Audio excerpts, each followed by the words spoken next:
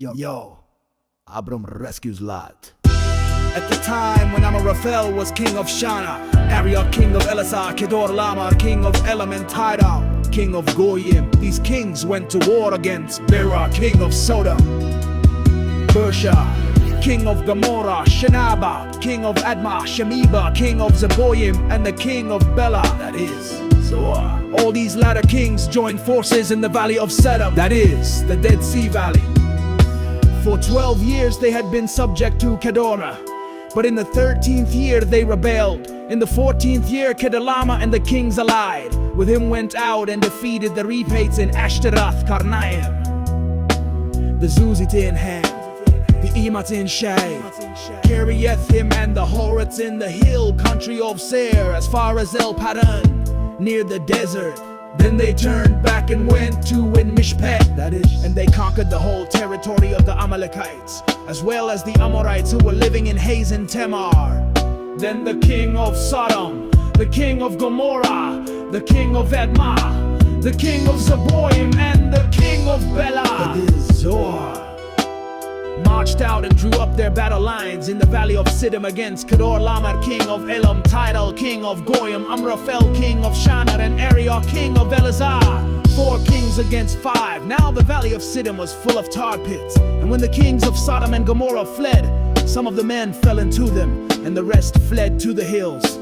The 4 kings seized all the goods of Sodom and Gomorrah and all their food. Then they went away. They also carried off Abram's nephew Lot and his possessions, since he was living in Sodom. A man who had escaped came and reported this to Abram the Hebrew. Now Abram was living near the great trees of Mamre the Amorite, a brother of Eshcol and Aner, all of whom were allied with Abram. When Abram heard that his relative had been taken captive, he called out the 308 trained men born in his household and went in pursuit as far as Dan during the night. Abram divided his men to attack them, and he routed them, pursuing them as far as Hobah. North of Damascus, he recovered all the goods and brought back his relative Lot and his possessions, together with the women and the other people. After Abram returned from defeating Kedorlaomer and the kings allied with him, the king of Sodom came out to meet him in the valley of Shaveh, the king's valley. Then Melchizedek king of Salem brought out bread and wine. He was priest of God Most High, and he blessed Abram, saying, "Blessed be Abram by God Most High, creator of heaven and earth, and praise be to God Most High, who delivered your enemies into your hand." Then Abram gave him 1/10 of everything. The king of Sodom said to Abram, "Give me the people and keep the goods for yourself."